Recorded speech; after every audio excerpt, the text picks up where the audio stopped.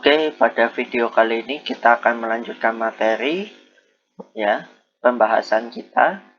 Setelah di video sebelumnya adalah mengenai sampling ya. Kita masih akan membahas pengolahan sinyal digital, khususnya frekuensi sampling. Ya, kita masih membahas frekuensi sampling.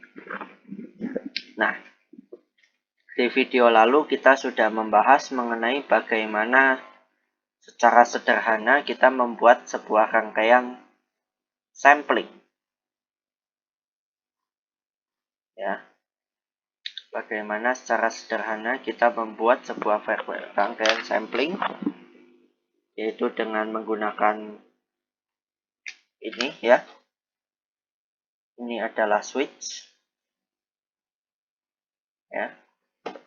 Menggunakan rangkaian switch dan ditahan dengan kapasitor. Tapi karena di sini bisa jadi ada resistansi, maka tegangan dari kapasitor ini bisa saja ngedrop ya, hilang karena terdisipasi ke resistornya. Nah, sekarang pertanyaannya, bagaimana kita menentukan frekuensi sampling yang tepat? Ya. Frekuensi sampling adalah berapa cepat ya frekuensi dari dia ini ya, dia menutup ini switchnya. Frekuensi sampling bisa juga kita ganti menjadi time sampling ya, jeda waktu sampling. Jadi berapa jeda waktu per sampling, dengan rumus T sampling adalah 1 per frekuensi sampling seperti biasa ya. Nah, kemudian bagaimana memilih frekuensi sampling yang tepat? Ya. Di video lalu kita sudah sempat membahas sedikit ya, bahwa ada hubungannya juga dengan time constant RC di sini yang harus dipilih bagaimana sehingga frekuensi sampling harus lebih kecil daripada tau atau tau RC ya. Artinya si ininya konstanta waktunya yang terjadi dari rangkaian ini, sehingga si tegangan dari kapasitor itu yang setelah disampling tidak hilang. Nah, sekarang kita akan mempelajari yang namanya frekuensi kriteria Nyquist ya. Jadi ada seorang ilmuwan yang namanya Nyquist ya. Nah, dia mengatakan bahwa frekuensi sampling harus lebih besar sama dengan 2 kali dari frekuensi sinyal.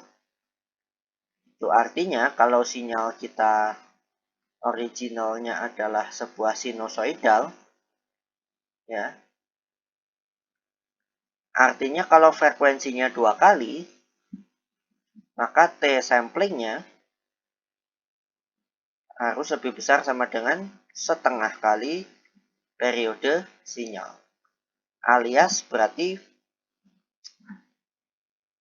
kalau kita definisikan N sampling sebagai banyak sampling di satu gelombang, ya, artinya ini adalah T sinyal dibagi T sampling. Gitu kan? Artinya di sini adalah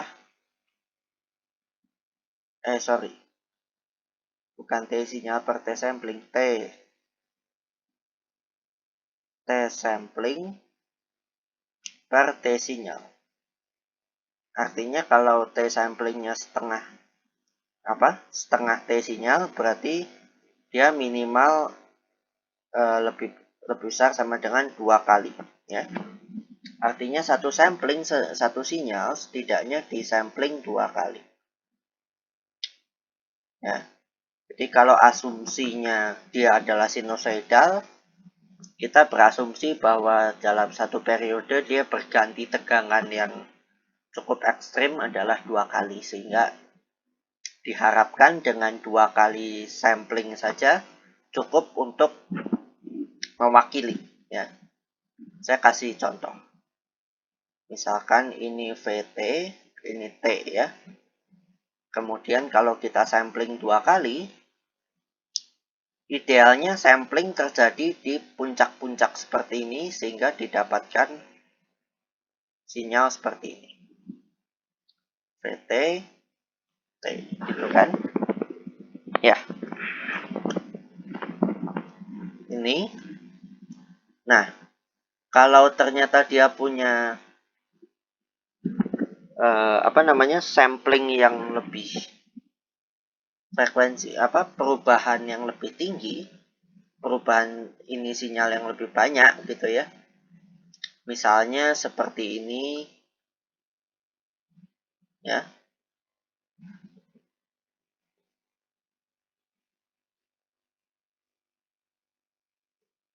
Oke. Nah, VT kalau disampling 2 kali seperti ini kan. Nah, ini dianggap masih cukup merepresentasikan sinyal kan. Ini pada aslinya kan dia adalah 1 kali naik positif, 1 kali turun negatif kan. Walaupun di sini ada sedikit ripple. Nah, ripple ini bisa jadi noise atau bisa jadi memang sinyalnya seperti itu. Nah, tapi frekuensi kalau ada yang seperti ini ya, biasanya terjadi akibat harmonik. Ya. Nanti akan dipelajari di deret Fourier gitu ya. Intinya kalau sinyalnya mengandung ripple seperti ini, biasanya dia mempunyai komponen frekuensi yang lebih tinggi. Jadi nanti kita akan tahu bahwa sebetulnya suatu sinyal itu bisa terdiri dari beberapa frekuensi. Ya. Memang frekuensi dasarnya ada, tetapi di dalam sinyal itu ada frekuensi-frekuensi yang lebih tinggi dari frekuensi dasarnya dengan amplitudo yang lebih kecil daripada amplitudo frekuensi dasarnya gitu ya. Nah, seperti ini gitu kan. Nah, ini kan sinusoidal juga, tapi kecil kan. Tapi frekuensinya lebih tinggi. Nah, untuk mengatasi hal itu, kriteria Nyquist kita akan diubah sedikit, di mana frekuensi sinyal harus lebih besar sama dengan 2 kali bandwidth. Ya. Dengan bandwidth di sini, bandwidth adalah FH kurang FL. Ya. Jadi kalau ada komponen yang lebih tinggi di sini terakomodir. Ya. Jadi si komponen yang lebih tinggi ini akan di sampling juga. Nah, kita bisa mengubah-ubah frekuensi sampling ya. Contohnya misalkan saya punya seperti ini ya. Ini frekuensinya misalnya 1 kHz. Berarti periode frekuensi sampling kita minimal 2 ya, 2 kHz. Kita sampling di sini dan di sini. Ini kalau 2 kHz fs, maka hasilnya ya 2 kali cuplikan. Betul? Seperti ini. Tapi ketika VT kita tetap sama, tapi kita sampling dengan 4 kHz ya. 4 kHz artinya nanti akan disampling 2 kali. Sehingga kita akan mendapatkan seperti ini kan.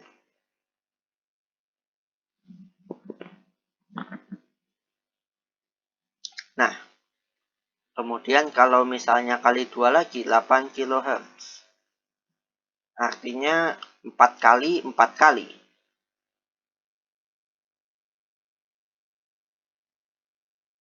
Nah, semakin mirip dengan sinyal aslinya. Nah, kalau kenaikan frekuensi sampling kita bisa namakan interpolasi gitu ya. Artinya kita menambah nilai, banyaknya nilai yang kita cuplik. Tapi kalau kita turunkan frekuensi sampling ya, artinya kita mengurangi banyaknya banyaknya yang kita sampling ya. Nah, namanya adalah desimasi ya. Nama istilahnya adalah desimasi. Desimasi adalah penurunan, kalau penurunan frekuensi sampling akibatnya adalah desimasi ya. Jadi lebih sedikit nilai yang kita cuplik dari sinyal aslinya. Oke. Nah, ini mengenai frekuensi sampling. Oke.